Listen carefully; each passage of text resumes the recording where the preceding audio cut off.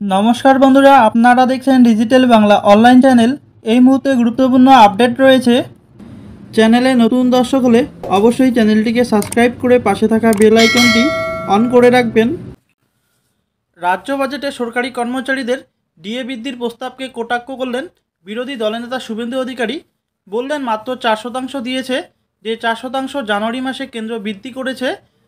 নতুন পে কমিশনের প্রস্তাব নেই, এখনও কেন্দ্র সরকারের সঙ্গে প্রায় 31-32% ব্যবধান হয়ে আছে। আরও কি বললেন বিরোধী দলনেতা শুভেন্দু অধিকারী, সরাসরি দেখুন।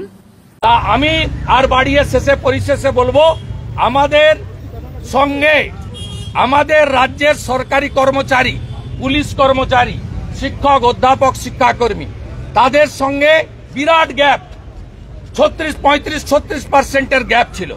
মাত্র 4% দিয়েছে, যে 4% জানুয়ারি মাসে কেন্দ্র বৃদ্ধি করেছে। 15 সালে পে কমিশন হয়েছিল, নতুন পে কমিশনের প্রস্তাব নেই এবং এখনো কেন্দ্রীয় সরকারের সঙ্গে প্রায় 31-32% ডিফারেন্স হয়ে আছে কর্মচারীদের।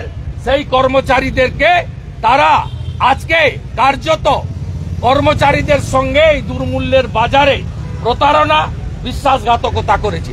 সামগ্রিক নিট ফল হলো 2,15,00,000 বেকার। এই বেকার শিক্ষিত যুবক যুবতীর সঙ্গে 15 বছরে মমতা ব্যানার্জির 15তম বাজেটে বেকার যুবক যুবতীদের সঙ্গে বিশ্বাসঘাতকতা করলেন। আগামী 26 সালে পূর্ণাঙ্গ বাজেট ভারতীয় জনতা পার্টি করবে, ভারতীয় জনতা পার্টির সরকার করবে। প্রত্যেক বাড়িতে, যে বাড়িতে চাকরি নেই, একটি করে চাকরির প্রতিশ্রুতি বিজেপির এমএলএরা এলওপির নেতৃত্বে বাংলার বেকার যুবক যুবতীদের আমি দিয়ে আমার বক্তব্য এখানে শেষ করছি।